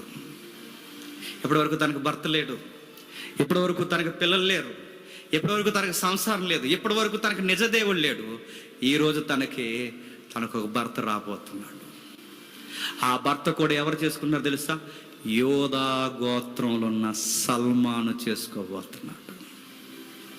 తనకు భర్తనిచ్చాడండి దేవుడు. ఒక్క మ్యారేజ్ బాగా, ఒకే ఒక్క పెళ్ళి, 1 నైట్లో తన లైఫ్ మారిపోయిందంటే దేవుడు మార్చేశాడు తన జీవితాన్ని. రెప్పపాట్ల తన పెళ్లిలో తన జీవితాన్ని పూర్తిగా మార్చేశాడు. అందుకే క్రొత్త నిబంధనలో రాస్తున్నప్పుడు పర్టికులర్గా ఆ జీనియాలజీ రాస్తున్నప్పుడు ఆమె ముందు తీసేసిన పదం ఏంటో తెలుసా? వేశ్య అనే పదం తీసేశారు. చూడండి ఒకసారి మత్తయి సువార్త మొదటి అధ్యాయం 5వ వచనం. సల్మాను రాహాబునందు బోయాజుని కరెను. నిజానికి రాహాబు అని వేశ్య అనాలి ఈ వంశవృక్షంలో, కానీ ఆ వంశవృక్షంలో వేశ్య అనే పదాన్ని తీసేశాడు. ఏం పేరు పెట్టాడు చెప్పండి? రాహాబు. రాహాబు ఎవరిని చేసుకుంది? ఒక యూదుని చేసుకుంది. పైగా ఈ యూదులు ఏం చూసి చేసుకుని ఉంటారు చెప్పండి? ఇవిడికి సాక్ష్యం ఉందా? ఇవిడి గురించి ఇరుగు పొరుగు వారు ఎవరైనా మంచి మాటలు చెప్తారా? ఇవి గురించి ఏమీ లేదు. కానీ ఒక యూదుడంటే యేసుక్రీస్తు పుట్టబోయే ఒక తెగలో ఉన్నవాడు ఎలా చేసుకున్నాడు ఈమెని? ఏం చూసారు? అమ్మాయికి కట్నం ఎంత ఇస్తుంది, అదెంత ఇస్తుంది, ఎత్తుందా, కలర్ ఉందా, ఇవేమి చూడలేదండి. ఆ సల్మాన్ అనే అబ్బాయి ఆమెలో చూసింది తెలుసా? ఆమె డిజైర్ చూశాడు. ఆమె ఫైత్ చూశాడు, ఆమె విశ్వాసం చూశాడు, ఆమె కోరిక చూశాడు. అది నచ్చింది యూదులకి. బతికితే అలా బతకాలరా, చూసి నమ్మిన మనకన్నా చూడక నమ్మింది. అది ఇల్లాలకు ఉండాల్సిన లక్షణం. ఎంత గుట్టుగా, ఎంత బాధ్యతగా, ఎంత చక్కగా మన దేవునికి సహాయం చేసింది. ఆమె డిజైరే నాకు నచ్చింది, ఆమె విశ్వాసం నాకు నచ్చింది. నేను చేసేసుకుంటాను. గతం నాకు అనవసరం, ఆమె జీవితం నాకు ఎలా ఉందో నాకు అనవసరం. దేవుడు తెలియక ముందు ఆమె జీవితం వేరు, దేవుడు తెలిసిన తర్వాత ఆమె జీవితం వేరు. ఈరోజు నేను ఆమెను పెళ్లి చేసుకున్నాను. సల్మాన్ అనే వ్యక్తి ఆమెను పెళ్లి చేసుకుంటే ఆవిడికి ఎవరు పుట్టారో తెలుసా? రూతు గారి భర్త పుట్టాడు. లాస్ట్ వీక్ చూసాంగా, రూతు గారి భర్త పుట్టారు. రూతుకి ఇద్దరు కలిసి ఎవరు పుట్టారు? ఆ ముత్తాతల మళ్ళీ ఒకడు పుడితే ఆ చివరిలో ఆయన పుట్టాడు. దావీదు గారు నాన్నగారు పుట్టారు. దావీదు పుట్టాడు. దావీదు వరుసలో ఎవరు పుట్టారు? యేసుక్రీస్తు పుట్టాడు. ఒక్క మాటలో చెప్పాలంటే ఒకప్పుడు వేశ్య యేసుక్రీస్తుకి తల్లి అయిపోయింది. ఈ దేవుడు ఎలాంటి చెప్పనా? ఆయనకి నచ్చితే, ఆయన దగ్గరకు వస్తే ఎలాంటి రోతగతమైన కడిగేసి చెప్పండి తల్లిలాగా మార్చేసుకుంటాడు. గుర్తుపెట్టుకోండి. నీ విశ్వాసం ఆయనకి నచ్చాలి, నీ క్రియలు ఆయనకి నచ్చాలి. అందుకే యాకోబు అంటాడు, ఆమె విశ్వాసం వలన క్రియలను జరిగించను, అందును బట్టి ఆమె సాక్ష్యము పొందెను. ఏం క్రియ జరిగించింది? నమ్మింది. అయ్యా, మీరు ఖచ్చితంగా దేశాన్ని తీసేసుకుంటారని మాకు తెలుసు, మీరు ఖచ్చితంగా దేశాన్ని ఆక్రమిస్తారని తెలుసు. ఆ టైంలో నన్ను మాత్రమే కాదు, ఒకవేళ నేను పోయినా, ఆ అర్థాలు కూడా ఉన్నాయి, నేను పోయినా నా ఇంట్లో వాళ్ళందరినీ కాపాడండి అయ్యా ప్లీజ్ అంటే. ఇతరుల పట్ల భారం కలిగిన తల్లి ఎవరు చెప్పండి? వేశ్య. అందుకే ఆ వేశ్య అన్న పదం పక్కకు తోశాడు. రాహాబు నాకు నచ్చింది అన్నాడు. రాహాబు దేవుడికి నచ్చింది. రాహాబు దేవుడికి నచ్చింది కనుకే దేవుడు వంశవృక్షంలో పెట్టాడు. ఒక్క పెళ్లితో తన లైఫ్ మారిపోయింది. ఒకే ఒక్క కార్యంతో తన జీవితం పూర్తిగా మారిపోయింది. తన జీవితాన్ని మార్చడానికి దేవుడు ఏగులు వారిని తన ఇంటికి పంపాడు. ఈమె మనసు ఎరిగిన దేవుడు కనుక తన దగ్గరకు వచ్చాడు. మరలా నేను ముగించేస్తున్నాను. ఒకప్పుడు వేశ్య, ఇప్పుడు ఈవిడెవరు? దేవుని పిల్లల్లో ఒక చక్కటి సంసారి. ఒకప్పుడు ఈవిడెవరు? ఒక విగ్రహారాధకురాలు. ఇప్పుడు ఈవిడెవరు? యెహోవా ఆరాధకురాలు. ఒకప్పుడు ఈవిడ గౌరవం లేని స్త్రీ. ఇప్పుడు ఈవిడెవరు? యేసుక్రీస్తు వంశవృక్షంలో యేసుక్రీస్తు వారికే తల్లి. ఒకప్పుడు ఈవిడెవరు? గౌరవం లేని స్త్రీ. ఇప్పుడు ఎవరు? రాహాబ్ అంటే యేసుక్రీస్తు వంశవృక్షంలో దావీదికి చెప్పండి జేజమ్మ. తెలుసుగా జేజమ్మ అంటే? అమ్మలనగా అన్న అమ్మ. అది ఎంత ఘనతగా మారిపోయింది. ఒకప్పుడు మేడ మీద ఎక్కడో ఉండి తప్పుడు పనులు, చీకటి పనులు, నైట్ లైఫ్ బతికేది, రాత్రి జీవితం గడిపేది. ఈరోజు దేవుడు పగటి వేళ జీవితంలోకి తీసుకొచ్చాడు. అనేకులకు ఈ రోజుకి ఆదర్శం అయిపోయింది. మన దేవుడు ఎలాంటి తెలుసా? ఆయన దగ్గరికి రండి, గౌరవం లేని మనకి గౌరవం ఇస్తాడు, రోత జీవితాలు కడిగేస్తాడు. ఇతరుల కొరకు ఆలోచించండి, మన దేవుడు మన కొరకు ఆలోచించడం స్టార్ట్ చేస్తాడు. ఒక ఉదాహరణ చెప్పి నేను ముగించేస్తాను. జిమ్ ఎలియట్ అని ఒక మిషనరీ ఉన్నాడు. ఒకసారి చూడండి, నేను ముగించేస్తాను. కుర్రోడండి, బాగుంటాడు, కొత్తగా పెళ్ళయింది, ఒక బాబు పాప పుట్టారు ఆయనకి. వాళ్ళ ఆవిడ కూడా చక్కగా ఉంటుంది. వీలైతే ఆమెను కూడా చూపించండి. ఆయనకి తన భార్య, ఆ బిడ్డ పుట్టింది. తను చదువుకుంటున్నప్పుడు తన మనసు తినేస్తుంది. సువార్త చేయాలి, సువార్త చేయాలి, సువార్త చేయాలి. దక్షిణ అమెరికాలో సువార్త చేయాలి, ఎందుకంటే అక్కడ అడవి తెగలు ఉన్నారు. అక్కడ సువార్త చేయాలి, ఎలా అయినా సువార్త చేయాలి. ఆయన 4 5 మాటలు బట్టి వాడట. 5 మాటలే ప్రసంగం. ఎప్పుడు ఎవరి దగ్గరికి పోయినా ఆ ప్రసంగమే చెప్పేవాడట. ఒకటే ప్రసంగం. ఆ ప్రసంగం చెప్పి చాలా మందిని రక్షించాలని ఆతృత కలిగేవాడట. ఆ టైంలో ఆయన పుట్టిన దేశానికి ఏదైతే దక్షిణ ప్రాంతం ఉందో ఆ ప్రాంతంలో అడవి తెగలు ఉన్నారు. వాళ్ళకి సువార్త చెప్పాలని ఆ జెట్ ఉందో చూసారా, మినీ జెట్, ఆ జెట్ వేసుకుని ఆయన బయలుదేరి వెళ్ళాడు. ఆ మినీ విమానం వేసుకుని వెళుతున్నప్పుడు వీళ్ళకి ఆహార పొట్లాలు వేస్తున్నాడు పైనుండి. వీలైతే ఆ తెగ విమానం దగ్గర కూర్చుంటారు, ఆ ఫోటో కూడా వేయండి. ఆ తెగలకి ఇలా పైనుండి భోజనం పొట్లాలు వేస్తున్నప్పుడు తెగలో నవ్వుతున్నట్టు కనిపించారట. చూసారా ఆ తెగ ఎలా ఉన్నారు? ఆ నవ్వుతున్నట్టు కనిపిస్తుంటే ఈయన ఏమనుకున్నాడంటే, వాళ్ళు నవ్వుతున్నారు, మనతో సానుకూలత చూపిస్తున్నారు, మనం వాళ్ళ దగ్గరికి వెళ్ళినా ఏమనరు అనుకుని అమాయకంగా వాళ్ళ మధ్యకి ఫ్లైట్ని దించేశాడు. దిగిన వెంటనే బాణం గురి చూసి కొట్టారు. కొట్టిన వెంటనే అక్కడికక్కడే చనిపోయాడు. మనిషి ఇంకా కొన ఊపుడుతో మిగిలిన వారు ఉండగంటే తనతో పాటు జతగాలు ఎవరైతే ఉన్నారో వాళ్ళని ఈయన్ని అక్కడక్కడ చూస్తుండగానే ఫటాఫట్ కట్ చేశారు. మనిషి ఇంకా విలవిల కొట్టుకుంటుండగానే కొంతమందిని తినేశారు, ఘోరంగా తినేశారండి, ముక్కలు తినేశారు. తన భార్య ఇంటి దగ్గర ఉంది, ఇంకా రాడు. తన భార్యకి అర్థమైంది, నా భర్తకి ఏదో జరిగింది అని. ఉట్టిన కొంతమంది టీవీని వెనకేసుకుంది, ఎతకడానికి వెళ్ళింది. ఆ భర్తకి ఏమైందంటే అక్కడక్కడ మాంసం ముద్దలు దొరికే. తను గుర్తుపెట్టింది, ఇది నా యజమానుడి యొక్క దేహమే, నా యజమాని తెగవారు తినేశారు. ఏడుస్తూ అయ్యో అని ఏడుస్తుంది. చంటిపెట్టు ఉంది, అయ్యో అని ఏడుస్తుంది. ఏడుస్తూ ఆ మోకాలు వేసి ఒక మాట అంది, దేవా ఈ బాధను తట్టుకునే శక్తిని నాకు ఇవ్వు. ఏ తెగను రక్షించాలని నా భర్త ఇలా అసువులు బాసాడో ఆ తెగను మార్చగలిగే శక్తిని నాకు ఇవ్వు. నా భర్త చేయలేని సువార్త నేను చేస్తాను అని కంకణం కట్టుకుంది. ఆ ఏరియాకి వెళ్ళింది, మాట్లాడగా ఎవ్వరు మాట్లాడదు. ఒక వృద్ధురాలు నా తెగకి ఎక్కడో వయసు అయిపోయి దూరంగా పోతున్న ఒక వృద్ధురాలను మార్చింది. ఇలాంటి సభకు తీసుకొచ్చింది. తన ప్రసంగానికి ముందు ఒక పాట పాడమంది. వాళ్ళ లాంగ్వేజ్లో ఏదో పాట పాడింది. అది ఎవరికి అర్థం అవ్వలేదు. ఈవిడ వివరించింది ఇంగ్లీష్లో. పాటకు అర్థం ఇదని. అందరు నిశ్శబ్దం అయిపోయారు. ఆవిడ చెప్పింది, ఇలాంటి అమాయకుల్ని, ఇలాంటి ప్రకృతి సంబంధుల్ని మార్చడానికి, నా భర్త వలె వాళ్ళని రక్షించడానికి పౌరుషం కలిగిన యవనస్తులు ఎవరైనా ఉంటే నాతో రాగలరా అని అడిగింది. 25 మంది యవనస్తులు లేశారు. అమ్మ, నీతో పాటు ఆ ప్రాంతాన్ని మార్చడానికి మేము వస్తామన్నారు. రండి, అయితే దేవుని కొరకు చచ్చిపోదాం రండి. వెళ్ళారు. ఆ ప్రాంతంలో సువార్త చెబుతున్నారు. వాళ్ళతో ఎలా కమ్యూనికేషన్ చేయాలో కమ్యూనికేషన్ చేస్తున్నారు, మాట్లాడుతున్నారు. మెల్లగా దగ్గర అయ్యారు.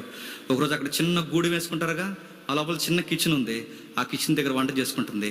ఎవరో ఆ వంటగది చుట్టూ తిరుగుతున్నట్టు తనకు అర్థమైంది. ఎవరు అని అడిగింది. బయటకు వచ్చారు. ఒకడు ఇలా బట్టలు లేకుండా వచ్చి కనబడ్డాడు. వాళ్ళకి పూర్తి బట్టలు ఉండవు, అంతంత మాత్రమే వాళ్ళ బట్టలు. బయటకు వచ్చి అప్పటికే వీళ్ళకి లాంగ్వేజ్ అర్థమవుతుంది. ఇలా చేతులు కట్టుకుని ఒక మాట అన్నాడు. అమ్మ, నీకో మాట చెప్పాలి. మీ భర్తను ఫ్లైట్లోంచి దిగిన వెంటనే చంపేసిన వ్యక్తి ఒకడు ఉన్నాడు చూసారా, వాడు నేనే అన్నాడు. మీ భర్త గుండె భాగాలు అవయవాలు తినేసిన వాడు ఎవడైనా ఉన్నాడంటే వాడు నేనే. అప్పుడు అలా చూస్తుండగా ఇంకా చెప్తున్నాడు, నేను ఇలా చంపేశాం అని చెప్పాడు. అప్పుడు ఈ తల్లి అంది, ఐ లవ్ యూ, నేను మిమ్మల్ని ప్రేమిస్తున్నాను.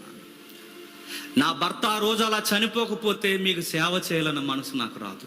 ఎంత గొప్ప భాగ్యం నాకు దొరకదు. నా భర్త అలా చనిపోకపోతే నువ్వు ఇలా మారవు. అందుకే నా భర్త సావును బట్టి మిమ్మల్ని అందరినీ నేను ప్రేమిస్తున్నాను.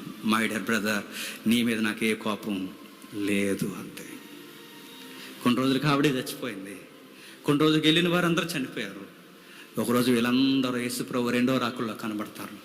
మీరు ఊహించుకోండి, అక్కడ రంగులు ఉండగానే ఒకసారి ఊహించుకోండి. ఆ తెల్లవారు ఎలా నడుచుకుని వస్తే సింహాసనం ముందుకి 100 మంది నల్ల జాతీయులు వాళ్ళ వెనకాల అలాగా ఆత్మలుగా వస్తాయి. ఎలా ఉంటుందో ఒకసారి ఊహించుకోండి. ఇతరుల కొరకు వారు చచ్చిపోయారండి. ఇతరుల కొరకు రక్షించడానికి అసువులు బాసారండి. భర్త చనిపోయాడు, భార్య చనిపోయాడు, పిల్లలు కూడా ఆ తెగల కొరకు చనిపోయారు. ఆ ప్రజలను రక్షించడానికి అసువులు బాసారు. మరి మనము వస్తాం, ఫ్యాన్ అక్కడ ఉందో చూసుకుంటాం, టైం అయిపోతుందని చూసుకుంటాం, ప్రసంగానికి మార్కులు వేస్తాం, ఏదన్నా సోది కబుర్లు 4 మాటలు ఉంటే అలా మాట్లాడేసి సోమవారం కలుసుకుందాం ఆ సెంటర్కి వచ్చే అని చెప్పుకుని వెళ్ళిపోతాం. భారం ఉందా? నీకు చాలామంది తెలుసు, వాళ్ళందరూ నరకానికి పోతారని నీకు తెలుసు. వాళ్ళ పట్ల నీకు భారం ఉందా అని నేను అడుగుతున్నాను. అలాంటి భారం పూర్వం ఆ తల్లికుంది. ఎవరికి చెప్పండి? రాహాబుకున్న భారమే ఇదిగో ఇలాంటి తల్లుకుంది. రాహాబుకున్న భారమే ఆ సహోదరులకుంది, మిషనరీలకుంది. మనకేనండి ఏ భారం లేదు. మనకి వస్తాం, కూర్చుంటాం, మనకు టయానికి అన్నీ అయిపోవాలి, టయానికి ఇంటికి వెళ్ళిపోవాలి. నేను అడుగుతున్నాను, నీ కుటుంబం కొరకు ప్రార్థించు, నీ ఈదులో ఉన్న వారి కొరకు ప్రార్థించు, ఇతరుల కొరకు ప్రార్థించు. ఎవరెవరికి రక్షణ లేక నీకు పరిచయం ఉన్నారో, నీకు ఇష్టమైన వ్యక్తులు, వాళ్ళందరి కొరకు ప్రార్థించు. వీళ్ళ సంగతి ఏంటి, రేపు యేసుప్రభు వస్తే ఏమైపోతారని వాళ్ళ కొరకు ప్రార్థన చేయి. సువార్త చెప్పడానికి ప్రయత్నించి. ఒకప్పుడు వేశ్య, ఈరోజు సంసారి. ఒకప్పుడు మనం కూడా ఆత్మీయంగా చెప్పండి దేవుని దృష్టిలో వ్యభిచారము, ఈరోజు పరిశుద్ధులు. మనల్ని పరిశుద్ధులుగా చేసిన దేవుడు ఇతరులను కూడా పరిశుద్ధులుగా చేయడానికి నిన్నెళ్ళి చెప్పమంటున్నాడు. నువ్వు వెళ్ళకపోతే నేను మరలా అడుగుతున్నాను, నేడో రేపు వస్తాడు. వాళ్ళు ఎందుకు రక్షణ పొందలేదని వాళ్ళని అడుగుతాడు, లేదో నాకు తెలియదు, కానీ ముందు నిన్నే అడుగుతాడు. చాలామంది తమ్ముళ్ళు కూడా ఉన్నారు. ఎరా నీతో క్రికెట్ ఆడేవాడు అడుగుతాడు. బౌలింగ్ వేసేవాడు ప్రభువా అని చెప్తావా?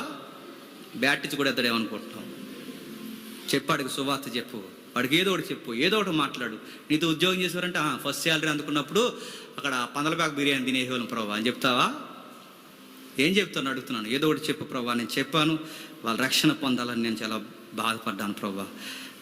నేను ఎంత ప్రయత్నించాలో అంత ప్రయత్నించాను, మిగిలిన నీ చిత్తానికి వదిలేసినని చెప్పండి. ఈ విషయం మీకు అలాగ అర్థమైతే మోకాలు వేసిన వారు మోకాలు వేయండి, నిలబడగలిగిన వారు నిలబడండి.